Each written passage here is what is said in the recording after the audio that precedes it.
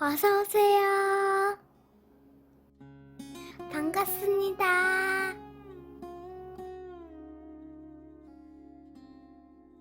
안녕하세요. 저는 40대 초반 남자입니다.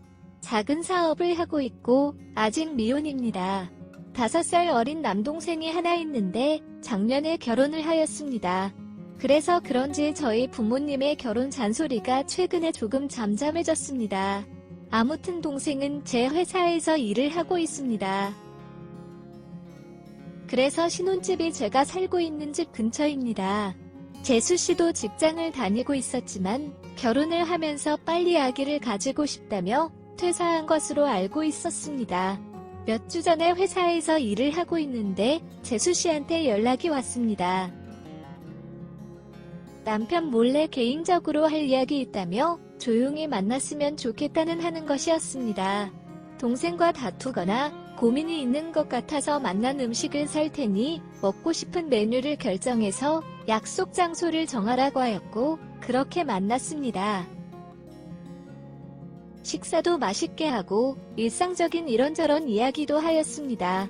너무 일상적인 이야기들 뿐이어서 할 이야기가 뭐냐고 제가 물었더니 한참을 주저하다가 돈을 좀 빌려주면 안 되냐고 하는 것이었습니다. 왜 그러냐고 물었더니 맞벌이 하다가 외벌이가 되면서 소득은 줄었더니 예전 기준으로 붙던 적금들이 있어서 생활비가 구멍이 나고 그렇다고 적금해지를 하자니 몇 년 동안 유지한 것이고 곧 만기가 돼서 아깝다는 것이었습니다. 너무나 이해가 되고 적금이 만기되면 갚는다고 해서 별다른 의심 없이 빌려주었습니다.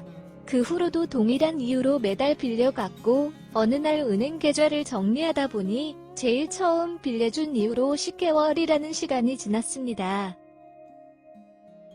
적금 타면 갚는다고 했으니 언제 갚을 거냐고 재수씨에게 묻는 것이 너무 닥달하는 것 같고 아주버님으로서 너무 속 좁아 보이는 것 같아서 그냥 넘어갔습니다. 그래도 조만간 탄다던 적금이었는데 거의 1년이 다 되어가는데 매달 빌려가기만 하고 언제 갚겠다고 말이 없으니 조금 신경이 쓰이기 시작했습니다. 게다가 금액도 적지 않았습니다. 매달 400만원씩 빌려갔고 현재까지 4천만원이 넘는 큰돈이었습니다. 그때쯤에 어머니 생신이어서 다같이 식사를 하였습니다. 그러면서 용돈 및 선물을 드렸는데 동생네가 가져온 선물이 조금 과한 것 같았습니다. 그래서 제가 요즘 맞벌이 하다가 외벌이 하면서 힘들다면서 좋은 선물 해드리는 것도 좋지만 너무 무리는 하지 말라고 하였습니다. 그랬더니 동생은 전혀 안 힘들다면서 그전보다 저축은 줄은 것은 사실이지만 형이 월급을 올려준 것도 있고 아직에도 없어서 괜찮다는 것이었습니다. 재수씨는 고개를 숙인 채 아무 말도 못하고 있었고 저도 상황이 상황인지라 더 이상 별말을 하지 않고 그날은 그냥 넘어갔습니다. 다음날 재수씨에게서 연락이 왔고 제 집으로 찾아왔습니다. 본인도 해명을 해야겠다고 생각이 들었겠지만 저도 돈을 빌려간 이유를 알고 싶었습니다. 도대체 왜 남편인지 동생도 모르게 한두 푼도 아닌 4천만원이 넘은 큰 돈을 빌려갔는지 궁금했습니다. 일을 다니다가 집에 혼자 있으니 심심했고 동네 맘카페에서 또래 친구들을 만났고 심심풀이로 전 100원 고스톱을 쳤는데 돈을 땄고 잃었고 등등 말을 하는데 결론은 도박을 해서 돈을 많이 잃었다는 것이었습니다. 본인의 퇴직금 및 가지고 있던 돈은 이미 다 잃었고 복구하고 싶은 마음에 고스톱을 칠 돈을 저한테 빌렸고 역시나 그것도 매번 잃었던 것이었습니다. 그러면서 딸 때는 제법 딴다면서 이길 것 같으면서도 자꾸 돈을 잃는다는 것이었습니다. 이미 한 푼도 없고 동생은 모르고 있고 갚을 수 있는 상황도 안 되는 것 같았습니다. 대충 들어봐도 이래저래 저한테 빌린 것까지 해서 1억 이상 잃은 것 같았습니다. 동네 친구들끼리 심심풀이로 치는 고스톱에서 오고 가는 금액대는 아니었습니다. 아무리 오랜 시간 쳤다고 해도 친구들이 고스톱을 쳐서 1억을 잃었다는 사람은 본 적이 없습니다. 절대 다시 딸 수 없고 빌려간 돈은 동생 결혼 선물이라고 생각하고 안 받을 테니 다시 그 모임 사람들과 만나지도 말고 고스톱도 치지 말라고 하였습니다. 그렇게 저와 각서까지 쓰고 지장도 찍었습니다. 하지만 얼마 지나지 않아서 동생에게 재수씨가 도박에 빠진 것 같다는 이야기를 듣게 되었고 지난 각서를 들고 재수씨를 찾아갔습니다. 동생에게 이야기를 듣고 온 것이라 눈치를 챘는지 이런저런 변명을 늘어놓는데 이미 중독이 될 대로 된 것 같았습니다. 그러면서 돈을 좀 빌려주면 안 되냐고 묻는 것이었습니다. 지난번도 안 갚았는데 어떻게 더 빌려주냐고 하였더니 안 갚아도 된다고 하지 않았냐고 역으로 저한테 묻는 것이었습니다.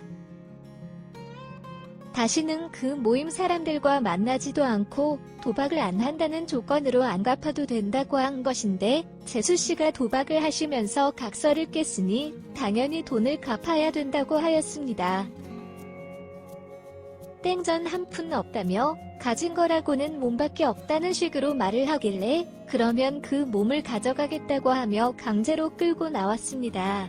재수씨는 당황하면서 아주버님 그래도 이건 아니죠 라고 하며 끌려나와 제 차에 탔습니다. 그리고 운전을 하고 있는데 계속 그냥 다시 돌아가자고 하는 것이었습니다. 몸으로 때울 수 있게 해드릴 테니 최선을 다해서 몸으로 해결하라고 하였습니다. 재수씨는 체념한 듯 조용히 창밖만 바라보았습니다.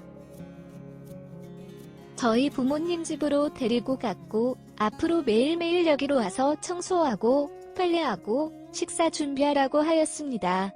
그러면 하루에 10만원씩 빚을 없애준다고 하였습니다. 그리고 대충대충 하거나 다 빚을 갚기 전에 그만두면 4천만원 빚을 다시 원상복구된다고 하였습니다. 단, 임신을 하면 집안일로 갚은 기간을 유예해준다고 하였습니다. 재수씨는 어이가 없다며 싫다고 하였고 그러면 회사 식당 아줌마로 들어와서 일을 하고 월급을 받아서 갚으라고 하였습니다. 아니면 알아서 일을 구해서 갚으라고 하였습니다. 제 동생에게 이야기하겠다고 하자 이미 동생과 다 합의를 하고 내린 결론이니 마음대로 하라고 하였습니다. 재수씨는 동생에게 전화를 걸었지만 동생은 형한테 빌린 돈 다 안 갚고 도박도 못 끊으면 이혼할 수밖에 없다며 전화를 끊어버렸습니다. 결국 다음 주부터 재수씨는 매일 부모님 집으로 출근해서 청소 및 빨래를 하고 새끼 식사를 다 준비해드리고 나서야 퇴근을 하였습니다. 그리고 현재 동생한테 들은 바로는 경제권을 압수하는 등 나름 정리를 하였고 도박도 아직까지는 잘 참고 있는 것 같다고 하였습니다. 그러면서 4천만원은 어떻게든 모아서 갚겠다며 미안하다고 하길래 현재 재수씨가 매일매일 본가에서 일하면서 잘 갚고 있으니 너는 안 갚아도 된다고 하였습니다. 제 입장에서는 나름 큰 돈을 잃었지만 잘 마무리되는 것 같아서 다행입니다. 제 긴 글을 읽어주셔서 감사합니다. 구독과 좋아요 꾹꾹 눌러주세요. 꾹꾹. 알림 설정도 꾹꾹 눌러주세요.